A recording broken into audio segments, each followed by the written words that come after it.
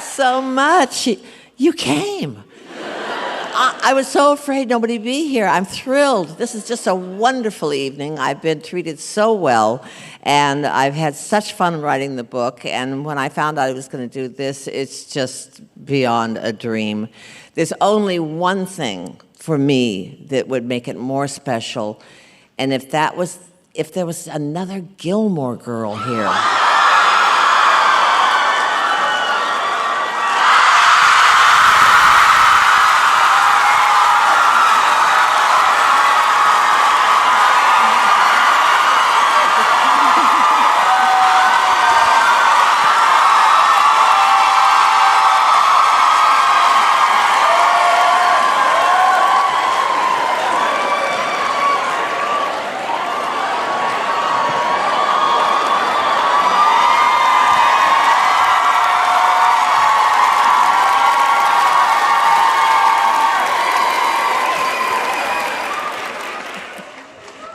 You did it.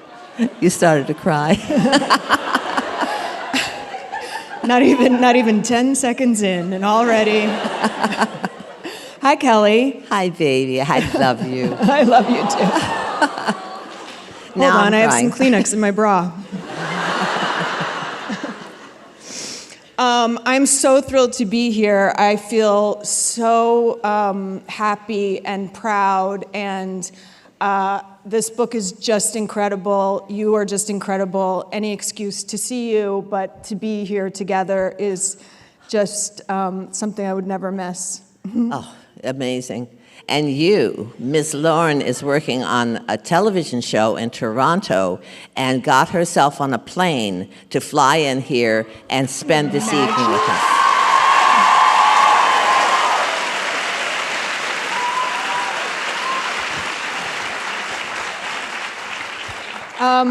With pleasure. Toronto's fun, but it's not New York, y'all. So I have been along for this experience to some degree, but I would like to start with asking you why a book and why now, and how did that come about? Well, a lot of people through the years have said, you should write a book. And I'm always saying, why? And then you should write a book. And I got to a point where I started thinking, I think I'm talking too much, and what they're trying to say is just shut up and write a book. You know, I really did. But then our dear Amy Sherman Palladino got on me about it too. Who is in France, by the way, or she may have gotten this seat. Well, the three of us have lunch together, and it's just for us, but you'd all love to be there. You really would. You really would. So anyway, that got me thinking some more, and then a group called Park Fine, which is a literary media company, contacted my agent and set up a meeting, and I came in and they pitched the whole thing to me, explaining how it goes, because I don't understand this at all, and that they could find me a publisher and a co-writer if I wanted one, and how it would work out. And I felt like it was just a really good time to do it, and so I took a shot at it, and this is what happened. You know, good. We're glad you did.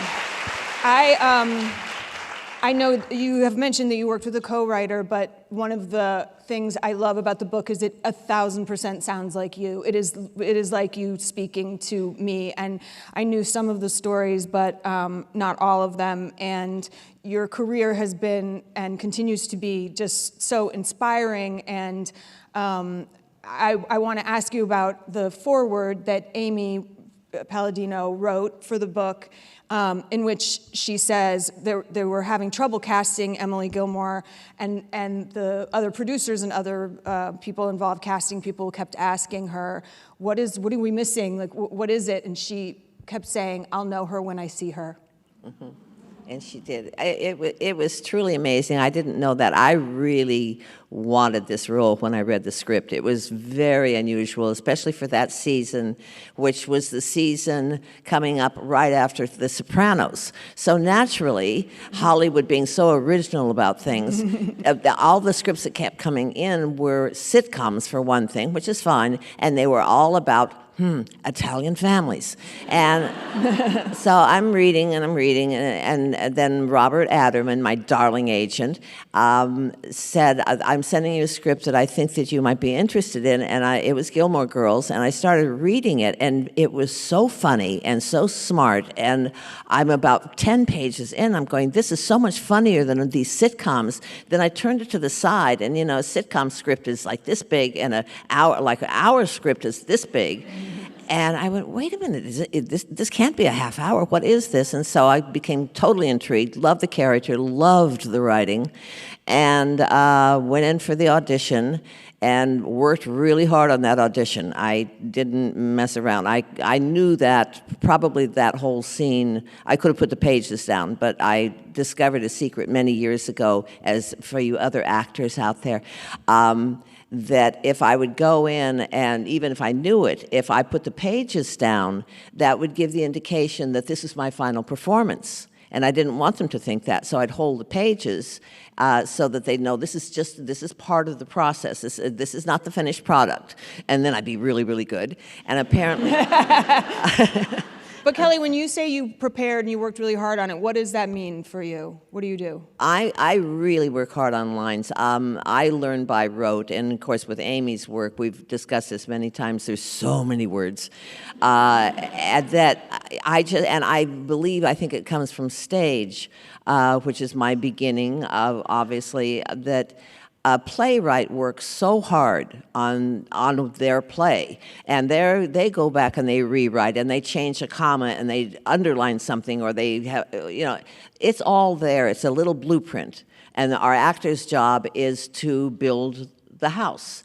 So I've always been very serious about looking at the words and listening to the words and really learning the words. And if I miss a word, if you saw my scripts, you'd laugh. I mean, there's a circle, there's an underline, there's an arrow, there's a star, there's all of these things to say, no, take a breath there. And so that's how I work. And I did it all through, we were just talking about it, through Gilmore Girls. Well, actually, I have to tell you the story. Alexis Bledel, who was, wonderful as Rory. Yeah. She really was, but she was pretty new at acting, and she thank God for her. I mean, she put her. I remember saying to Lauren one day, I said, I just love the way you put your arm around Rory all the time, and because it's just such a good feeling. And she said, well, part of it is so I can get her to her mark. I feel bad. I feel bad about that because I've told that story, and I'm sure it doesn't give Alexis the credit she deserves. It doesn't. But it was the learning curve on that show was just not normal. It's the language, and the way we shot those long scenes with a Steadicam operator, and there's so many things that can go wrong, and some of them have nothing to do with the acting. It's a bird flies, the guy trips or whatever, and so to give that show its feeling of ease and breeziness. You're also kind of like holding your breath, like, please God, let us get this properly to the end of the take. So we're holding on to each other, I would say. Well, there's that, but the other thing about, and I was a performer for so many years, that I had to learn camera and camera work, and I had to learn that mark on the floor really meant something, because otherwise I was going to be out of focus. And so naturally, Alexis, when she came in, this was all new, and the whole environment is new, and so it's a constant learning curve. And so, no, I'm not putting her down at all, and I thought her work was wonderful, and she was so perfectly cast. You were, Amy worked hard on that, but it really came out. So, but what do you remember about getting the part?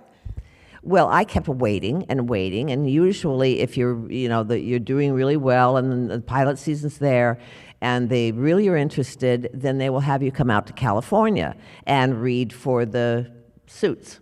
And you're doing the same thing, same audition. There might be 2 other people there that they're a little undecided about, and so that's who you're competing with. And I didn't get a call. And I didn't get a call, and I would call Robert, and he'd say, well, they haven't said anything. No, they're still interested, and this went on, and then pretty soon they were really concentrating on casting the lead roles. Well, duh, yeah, I can understand that. And then finally, I was almost ready to give up on it, and as much as I didn't want to, because I just loved that show. He called and said, "You don't have to go to California." And I went, oh. He said, "Because you got the job." That's great. I didn't know that. Yeah. I always have taken a lot of your example that I think comes from your work ethic as a dancer. And I always like to tell a story of Kelly and I late at night. We've been shooting all day. We're in, those dinner table, Friday night dinner scenes. You're sitting in front of like an old squab for like 4 hours.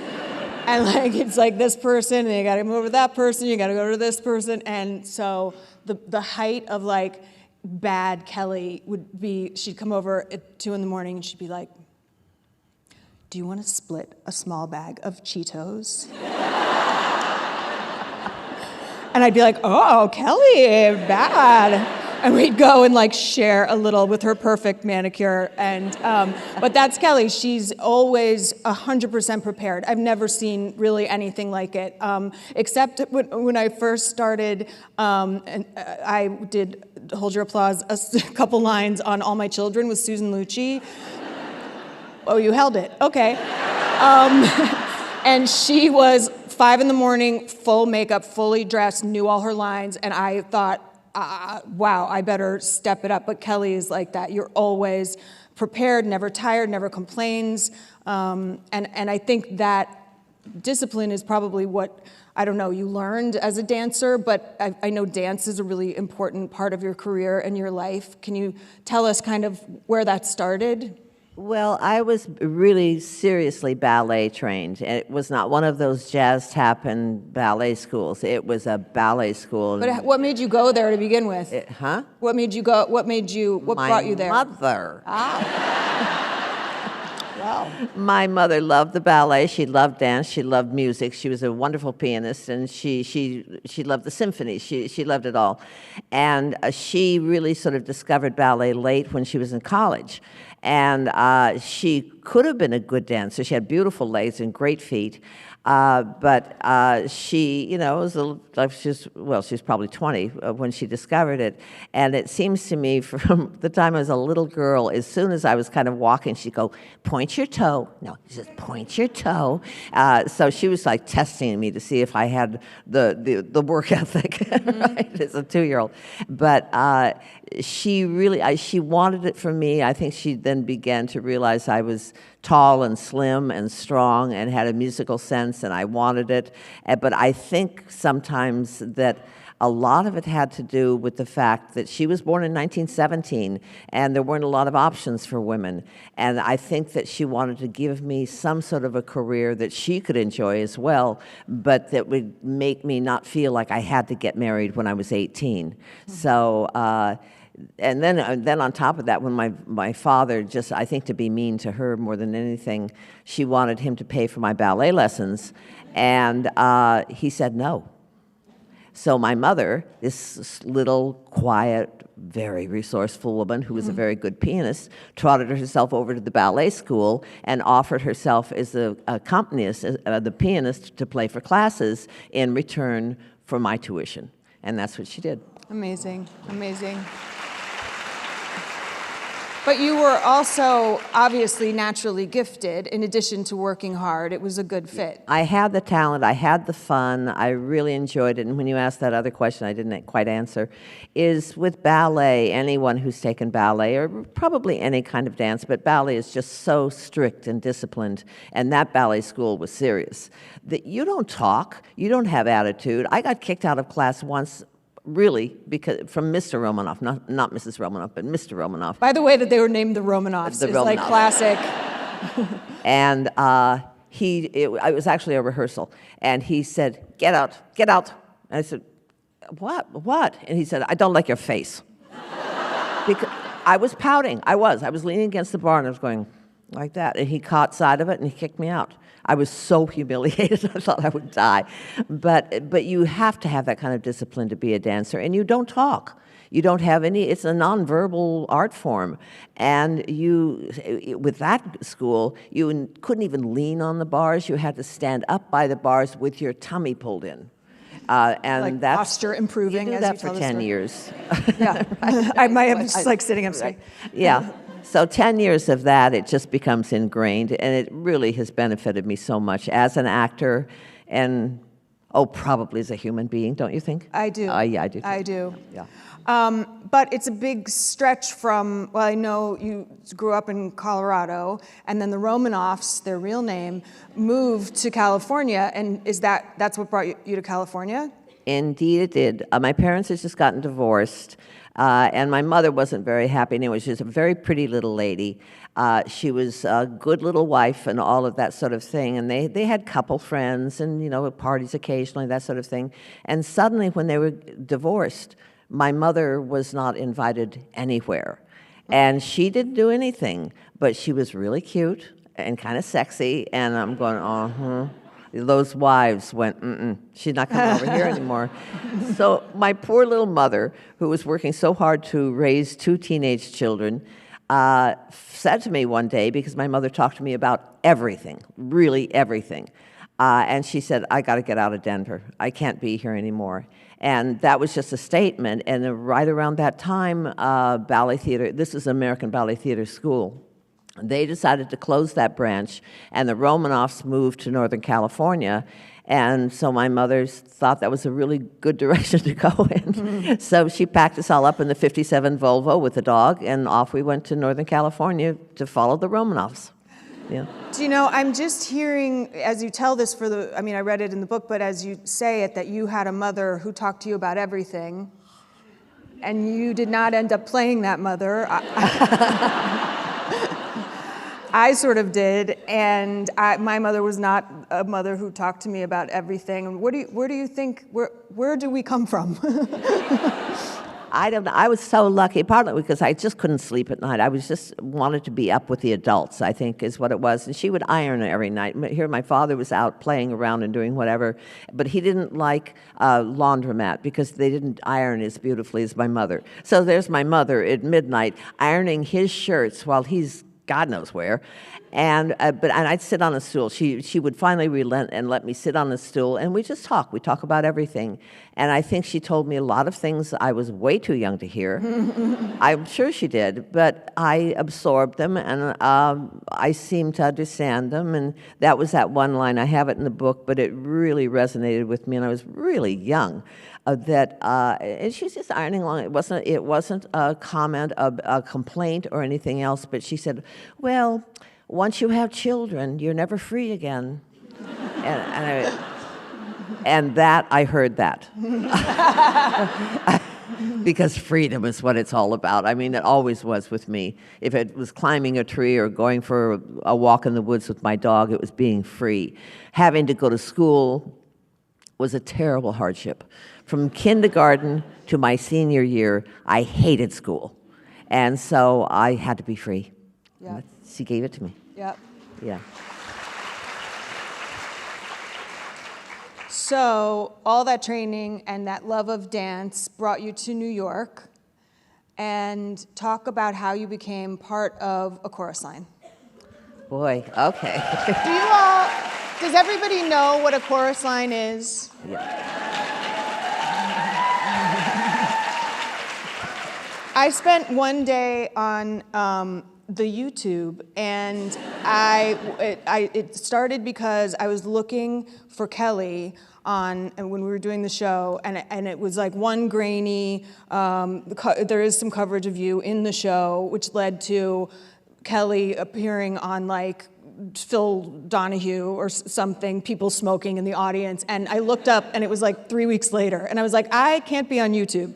But it's really fascinating, and it was before I even knew you, that story of struggling actors resonated, even though I'm in the suburbs in, Virginia, and it was the first musical I had ever only had the cast album, but known that felt like real people talking. It felt like personal, and I know it was, but can you talk a little about how you became Sheila? Well, I had all those years of dancing. I was in the chorus. I was a really good dancer. Unfortunately, I worked a lot because I was good. But I wanted to move out. I wanted to move on. I really, really wanted to be an actor, and it's pretty difficult if you're not a singer, and I'm not a singer. So I was trying to fiddle with that. And this group of dancers I'd worked with, one was Tony Stevens. He was a marvelous dancer and a delightful guy. And a good friend also of his that I'd worked with, her name was Michonne Peacock. And they had decided, I think they were getting tired of the fact that the producers were making all the money and getting all the credit, and we were doing all the work.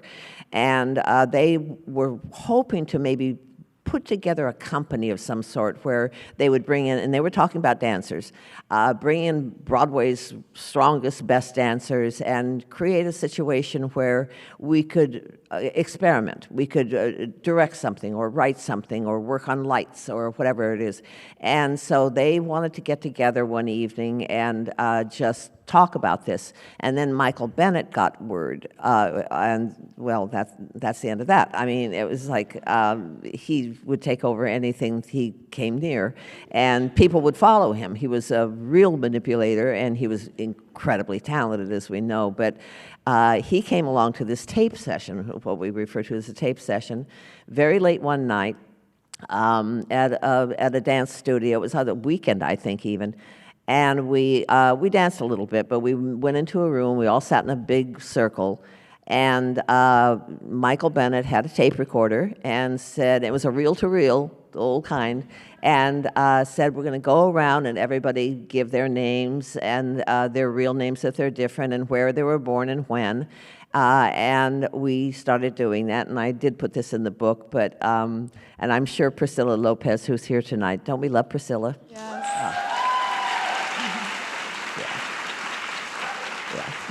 Tell them who Priscilla played in a chorus line. Tell them who Priscilla played in a chorus line. Oh, she was Morales. She was Deanna Morales. She sang Nothing, which was one of the only real super solos in the show. I mean, we all left. And then she was the beginning voice in What I Did for Love at the end of the show.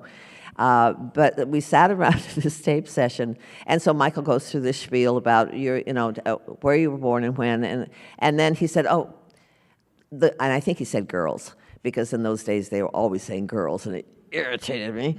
The girls don't have to give their ages, and of course me, here I am. He's at 12 o'clock, I'm at 6 o'clock, and I said, wait a minute. You just made a whole speech there about being honest and being open and that we're all going to tell each other everything. And then you say that the girls don't have to give their ages. Why not? And he said, okay, the girls give their ages too. And I caught a couple of glares, I must say.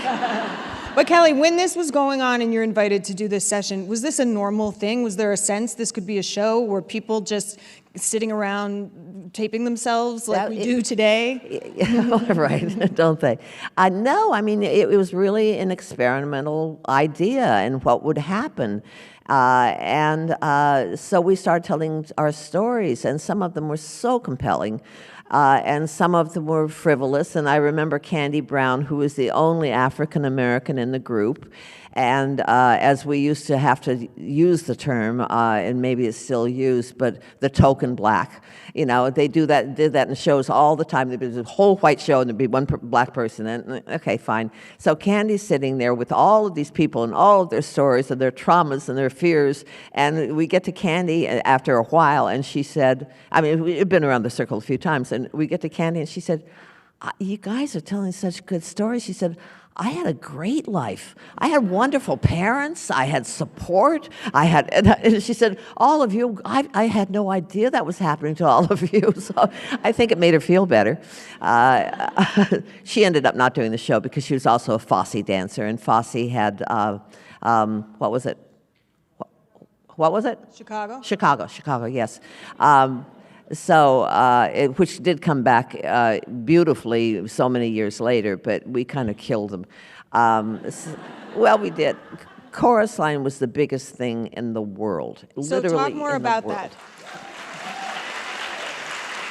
When you say it was the biggest thing in the world, what did it feel like? Because people are forever asking actors at different times, when did you know? What did something feel like? And I always struggle to, in a way, remember, but it's very hard to experience something when you're in the moment. But Well, for us, it was thrilling. Mm-hmm. For me, it was really thrilling because I was getting to play, in a sense, myself. I incorporated some other women that I'd worked with to make us a little bit of a composite, but just getting the opportunity to do that. And then, I mean, we were a big hit down at the Shakespeare Festival, and then we moved to Broadway, and it was so exciting. And it was so clear that the audiences were just going mad for us that I remember thinking, well, I've got a job for as long as I want. I mean, and I could have worked for many, many years in it, but typically of me, I was always the first person to leave a show. I don't know why. I get into a show and it was like, oh, good, this is a hit. I'm gonna be here, I could do this, I could do all sorts of things. And I go, oh, wow. And put in my notice, I'd go off, I'd go. But it was so exciting. It was thrilling. And if any of you ever have the opportunity to see the Tony Awards of '76, we got to do an abbreviated version of our opening number as the opening of the show. And then we did, I think it was not a little bit of an abbreviated version of the finale for the closing of the show. And then we got to do things in between. But it was just the best thing in the world, and it sort of revived Broadway. Broadway was in a lot of trouble then, a lot of empty theaters, and people started getting revved up again. And New York City was in bad shape. They were talking about bankruptcy. And there was just this terrible pall in the city, and I give us an awful lot of credit for it, but it really helped things along. It was wonderful. It was just a dream. how long did you stay in the show? I was there from the workshop session that went into a rehearsal session, which was endless. It was 15 weeks for that. That never happens. You never get that. Never happens. You get 3. And to a point where I didn't even want to come in sometimes. It was so boring because he had things to work on. You know, Michael Bennett worked chronologically. So he would get with the first scene, the first number, whatever it was, he would work that until he was satisfied, and then he'd go to 2. And that's the way he always worked. And so we had gotten to a point where we were way down. We were very close to the end of the show, but he wasn't satisfied yet, and he was rightly not satisfied, so we kept going. But anyway, I had those 15 weeks, and then we played downtown at the Shakespeare Festival, and then we came uptown, and I actually ended up leaving the show, I believe it was a year and a half after we got started, which was quite a long time for me. How do you keep it going for that long? I think that we all just loved it, and we had wonderful stuff to do, especially those of us who were more featured.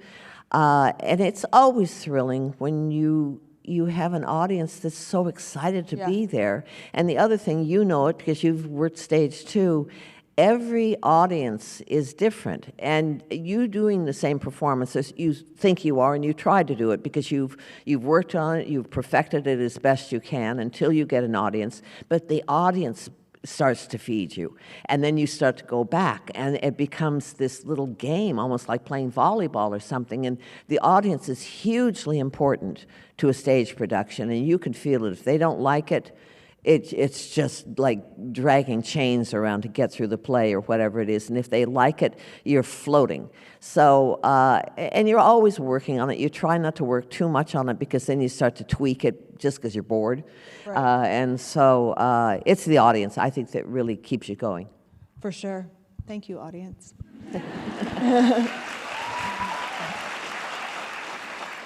How did Dirty Dancing come around? And talk about, so your chorus line, and you're the toast of the town, and you win the Tony. Congratulations.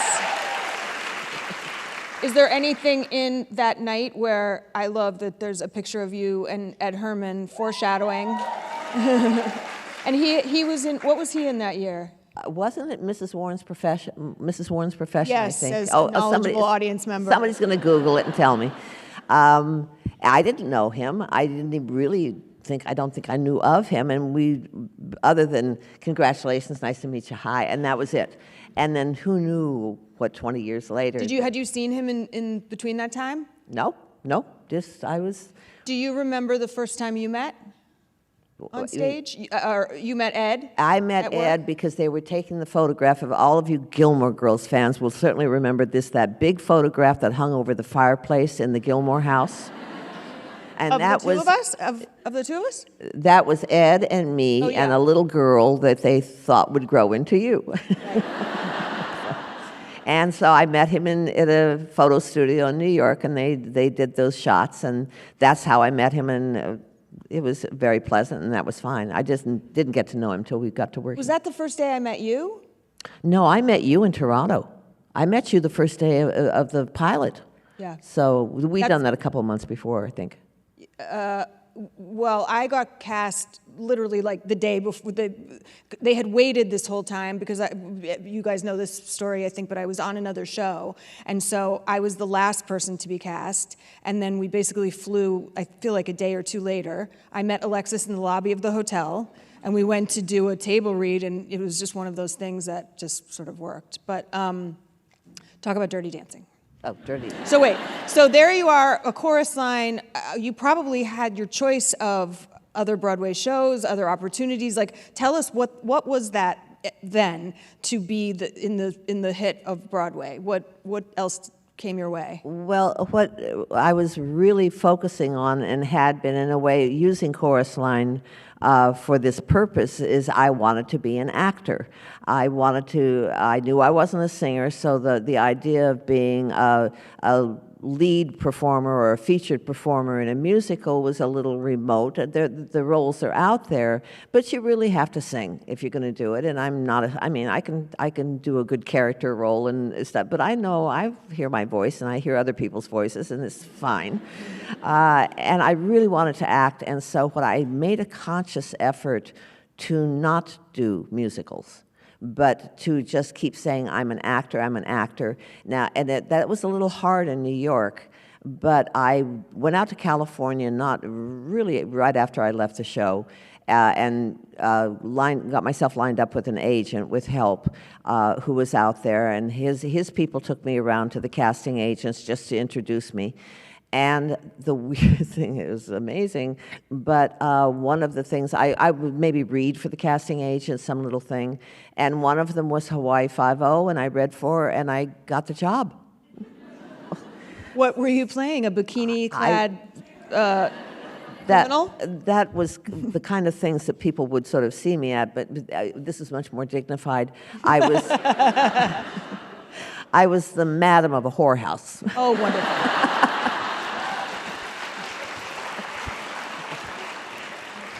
Kelly, that wasn't your first madam, that wasn't your last madam, was it? Was it? Wasn't it? What'd I do? Weren't you a madam in Maisel? In Mrs. Maisel? Yeah. I was a matchmaker and. Well. And well, I guess kind of, Had thought about it that way. So there you are on Hawaii Five-0, and then what happened? Then I came back, and not too long after that, amazingly, I landed An Unmarried Woman with Which is an incredible movie. And Jill Clayburgh. So I was starting to get things. What I discovered was in New York, I was still seen as a musical person, but in L.A., I was an actor. They didn't really pay much attention. I don't think they even knew what Tonys were. I really don't. I think they just knew the Academy Award and the Emmys, and that was it. So, things didn't go smoothly from then on. I had a lot of downtime. And then I just kind of kept plugging away, and I thought, let me just do as much acting as I can and where I can. And so I did a lot of regional theater. Not great theaters necessarily. They'll be glad to hear that. Yeah, right. Not great money, and sometimes the housing was awful. But there would always be something about it I wanted. I wanted to do the role. I heard about this director. I loved the idea of that show, and so I just kept thinking, let me keep doing it, and let me find out what I'm really good at. And I was, in the meantime, able, as most New York actors were, was to go out to California and do a guest spot on a sitcom. There were a lot of sitcoms out there. So it would just, I'd bounce around like that and somehow always manage to work and make enough money to survive. And it just kept going along. And then Dirty Dancing. Well, along comes this little movie, and I was cast for the role of, I think her name is Vivian. She's that woman that's, she's a married woman, and she's taking classes from Johnny, and she's obviously hoping to nail him and the whole thing. So I got that, and I think that probably I was cast because I think there might have been a dance scene or something in it when he was teaching me, and because I'd been a dancer. And so I got the role. I did costume fittings. I had all these really glamorous, sexy clothes. They were gorgeous. So I then get on the plane. I get this call that they want me to down there for a 2-week rehearsal. They were in Virginia. And I thought, for what? I don't know. Maybe I really am doing a dance scene or something. So I get off the plane looking awful.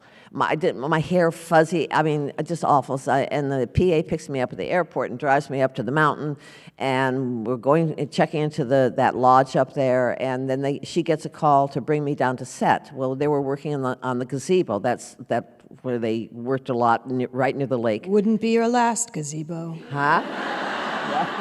It's not your last gazebo either. No, it wasn't. No, they're close to my heart. There's even one in my town. Oh, there is one. And they brought me down, and they're all staring at me. And, I'm introduced to different people, and I knew Jerry Orbach because of Promises, Promises. And I don't know why they're staring at me. And Jennifer's standing next to Kelly, and I can't figure this out until they came up to me, and then they said, today we released the woman who was playing the mother character, and we were wondering if you would like to take that over. And I couldn't even remember her. I mean, I knew she was there, but she was boring, and it was a really... And I'm saying, well, yeah, I don't know. And then they said the magic thing, which is what I'd always been wanting if I was going to do a film, was you'll be starting today, and you will work to the end of the film. Instead of coming in as a guest or coming in for a week and then going away for 2 weeks and coming back. And that was so intriguing. Of course, as I was walking, I said, okay, and I was walking up the hill to go to wardrobe so they could figure out something to give me to wear, and the producer's running alongside and said, it's the same money, it's the same money. So I became Baby's mom, and it was great because, you know.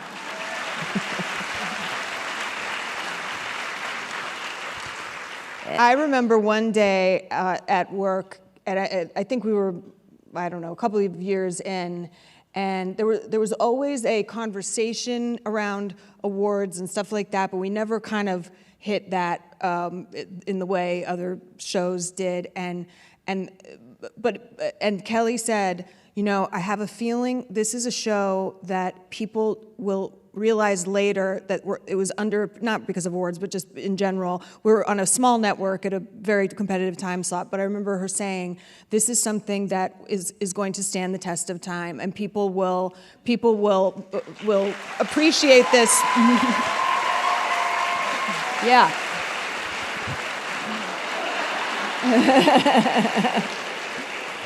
And I remember thinking, oh, yeah. I completely forgot that. I have no idea. Yeah. Well, and I remember thinking, well, also because at that time, I was just going, you know, it's sort of, you're not then thinking about how you're going to reflect on your career in the future. I was just like, what am I doing today or tomorrow? And, you know, how can I kind of keep this going? And I remember thinking, what incredible insight to have a thought like that and to even be thinking about the future. But did Dirty Dancing feel that way? No, we never know. No, it didn't. We first of all thought the title was stupid. We did. What is Dirty Dancing? And we were having fun, and the crew was great. The cast was great. We just thought, you know, the dancing was fun. The storyline was okay, but no, we didn't think. We didn't think it was going to be anything. We had no idea. You were wrong. Yeah. Just a small thing in your book, which I didn't realize, you and Ed in the first 2 seasons were only 15 out of 22. In my mind, you're in every episode, Kelly. Oh, I love it. Of everything. You talk about working hard. Lauren and Alexis worked so hard on that show.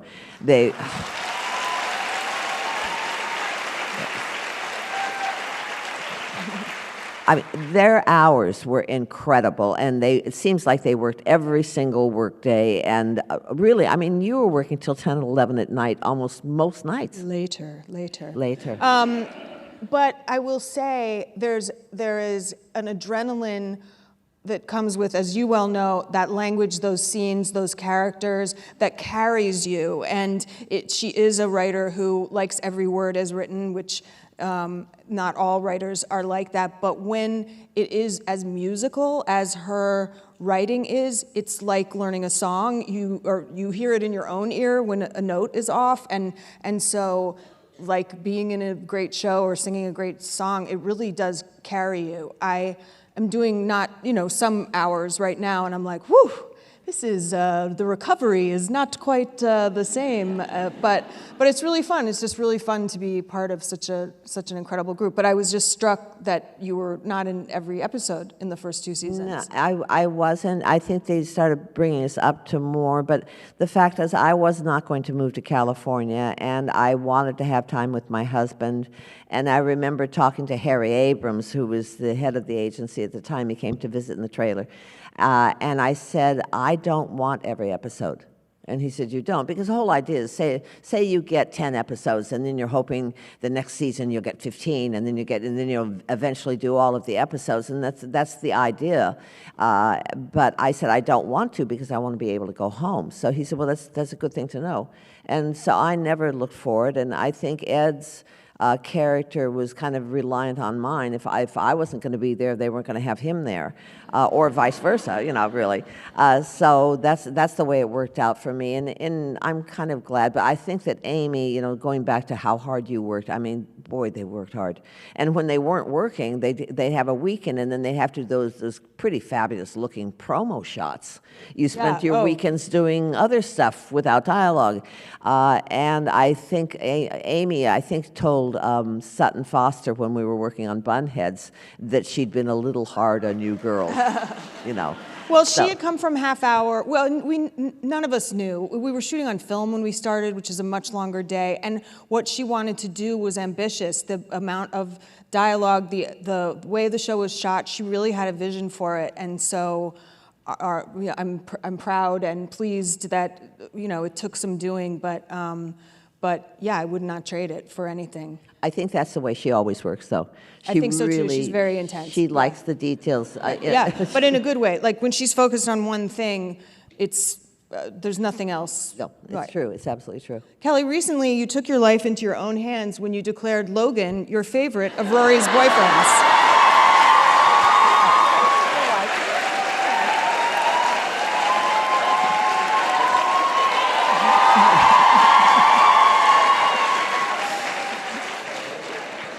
My question for you is, have you hired a bodyguard? Not yet. I had no idea this was such a big deal. I have been asked that question a few times, actually over the years. I go, Team Logan, what are they talking about? I don't do social media. I don't pay attention to this stuff.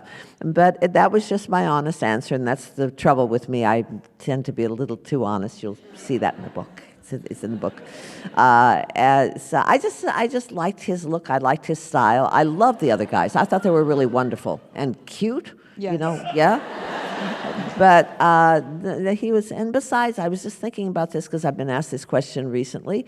Wouldn't Emily want that? I mean, he comes from a wealthy family. Yes. No, it is. I think you could have protected yourself by saying Emily would have wanted it, but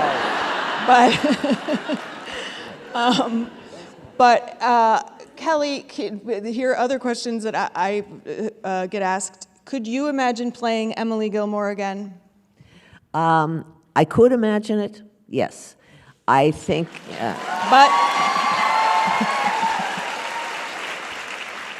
I think that there's a world out there that would love to embrace us all back. I just wonder if after all this time and all the different directions we've gone, if we would all come back together. And I don't see that happening unless we all wanted to be together. I don't see it without at least four of us, wanting to be there, and I wish we had Ed with us. But I don't know. I just don't think it's likely to happen because we just keep going on in other directions.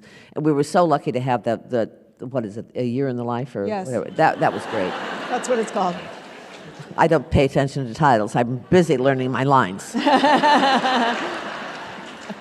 Do you know, this is a small factoid, that it was going to be called Gilmore Girls Seasons because the episodes are winter, spring, summer, fall, but they were afraid when people went to whatever this is on the Netflix that they would be confused because there were so many seasons of the show that they wouldn't understand that the thing was called Seasons. Okay. That's how it's called, A Year in the Life. All right. Back to you. We inexplicably are getting ready for audience questions because the time has flown. I would like to ask you a couple of just kind of esoteric things. When you look back, what image do you have, or what comes to mind, or what is something that makes you feel proud? I would say Gilmore Girls. Great. Yeah. Wasn't even a setup. Yeah. And what makes me feel really happy is Lauren Graham. I love her. She's my daughter. I love you. It's not the end yet. This is like things you say at the end. But this friendship means means so much to me. I really do feel we were placed together. Thank you. Wonderful timing. Placed together to play this mother and daughter to, I don't know, it's some cosmic gift to get to know these characters and get to know each other as friends. And I just, it's something I'm really thankful for, to say the least. Hold on, I need my bra Kleenex. And when you look ahead, what is something you feel excited about? I want to just keep acting. My whole idea was always, I just want to act until I die. I really do. And I thought the best role...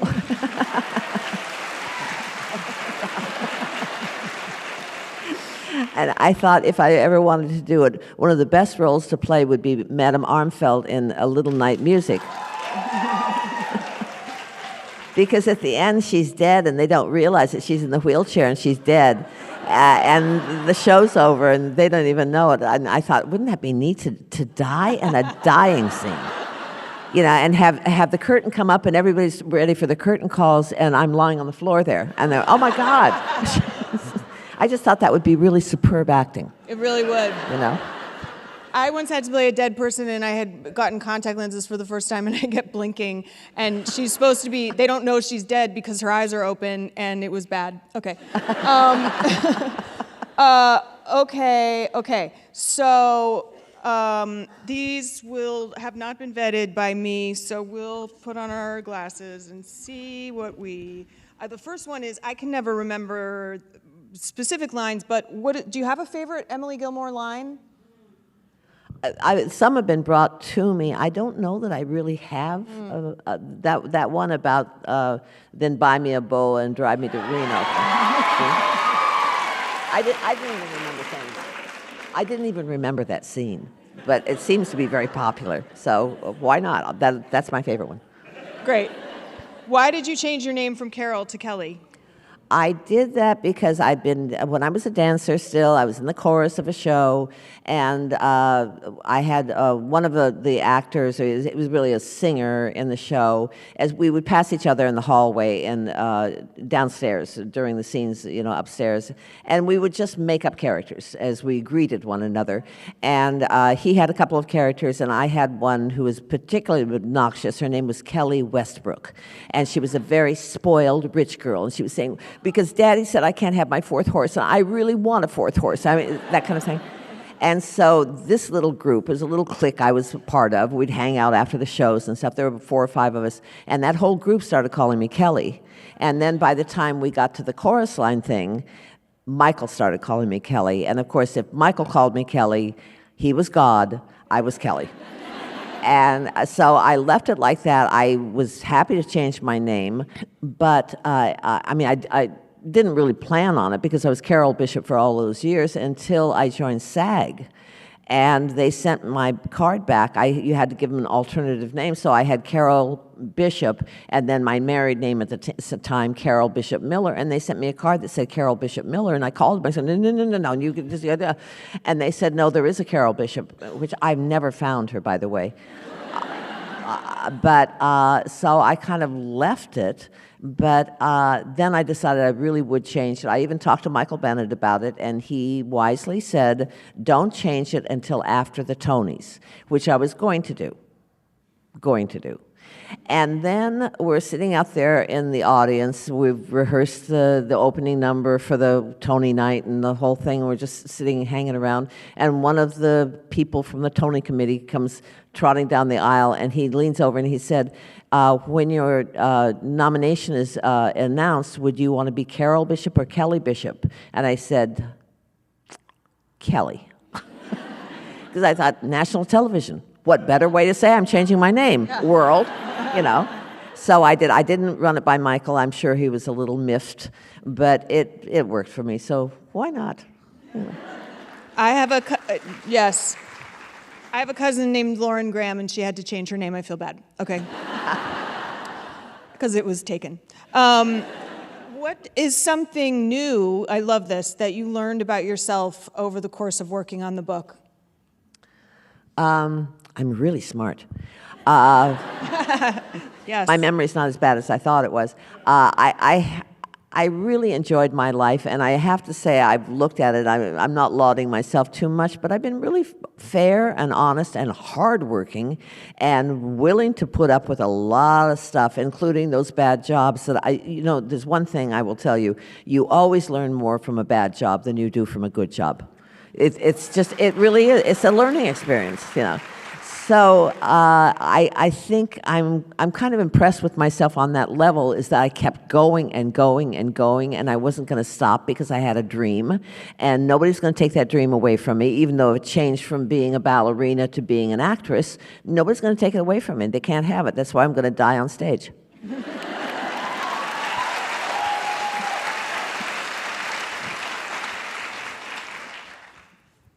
Hi, Kelly. As a young professional in the entertainment industry, what advice do you have for someone 5 years into their career? How do you know when you're ready for the next opportunity? That's from Addison. I was supposed to say people's names. Oopsies.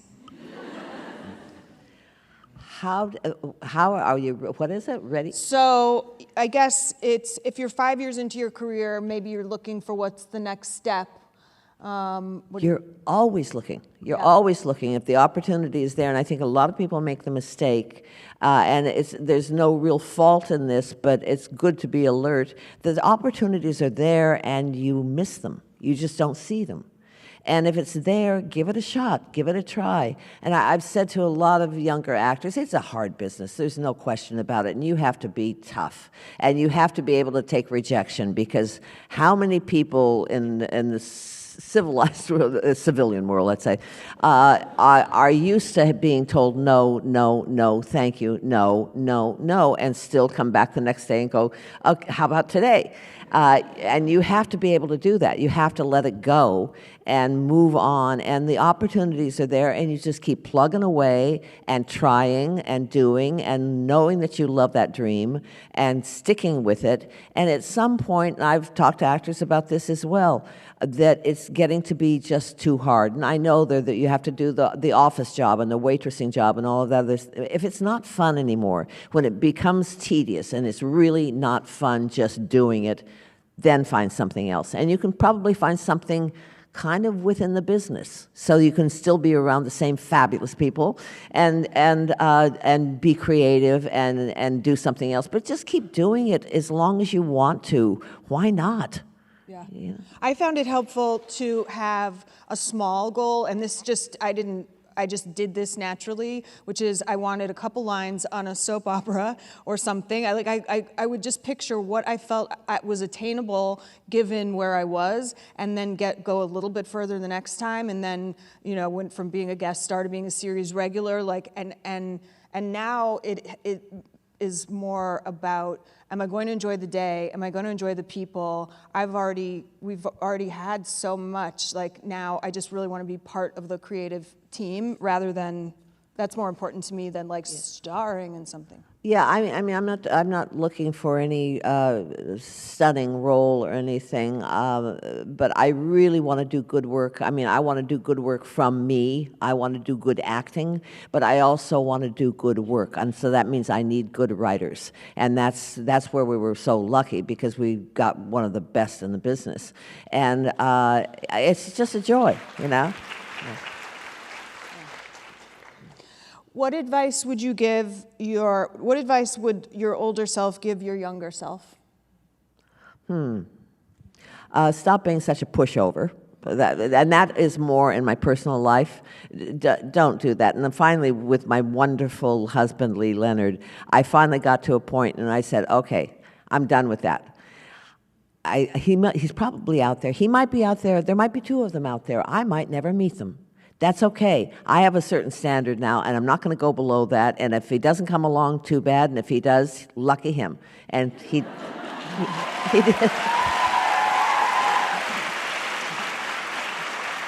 And he came along.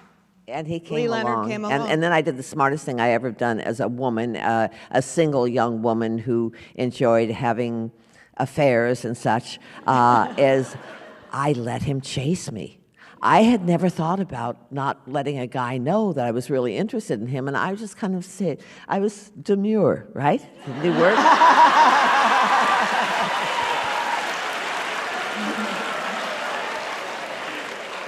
And I discovered something as a woman that all really smart women know: men like the chase. They were cavemen. They were hunters.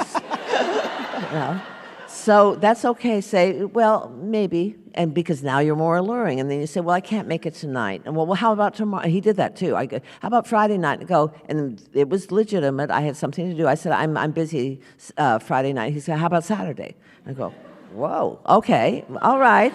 I think I can clear my calendar, and it worked.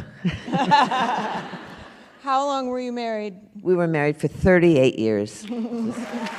Great. Just great. Yeah. I got to meet him and hang out with you guys a couple of times, and he was really special. He was amazing. Just amazing. He taught me so much. Yeah. He was so smart and fair, outspoken. Boy, I spent a lot of our relationship, if somebody would come up and say something stupid, leaning into him saying, don't say anything, don't say anything, don't say anything. Because I was sure someday somebody was going to slug him. Because he'd say it. He was amazing. He wasn't rude. I mean, he didn't swear. He would just, in one sentence, kind of lay him right out. Yeah. And his daughter Cheryl is still. Yes, Cheryl, his daughter, who spent a lot of time with us all through our marriage, and she really fronted for me when I was going out of town, being an actress, and looking after Lee in the house. And then, of course, he got sick, and it, kept continually getting worse. She took a leave of absence from her job and took care of the house and everything. And then, after he passed away, she went back down, but then I ended up getting sick, and she was back up again and looking after me and looking after the house, and basically she lives with me now, which is great.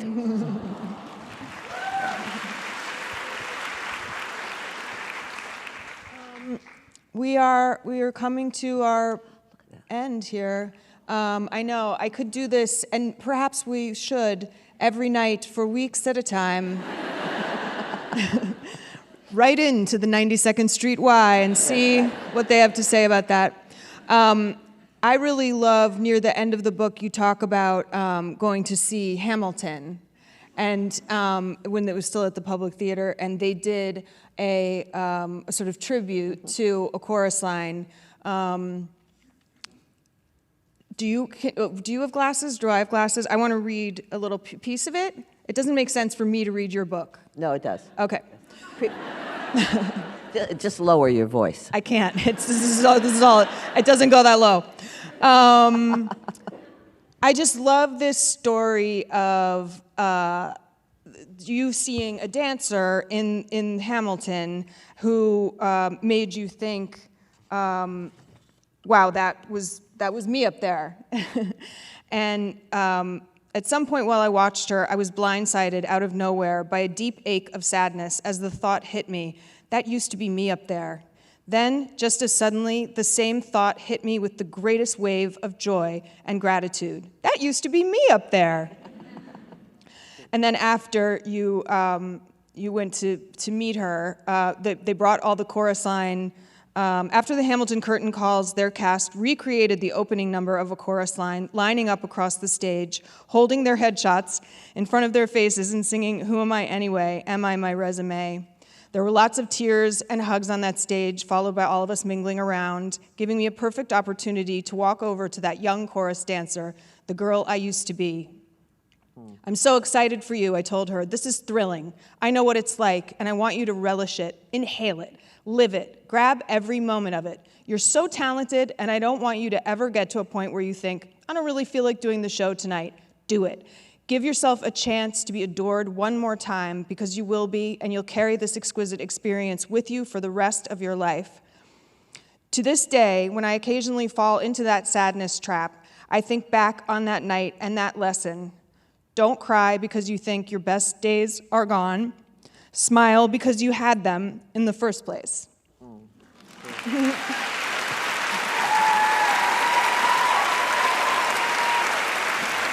I think we say good night.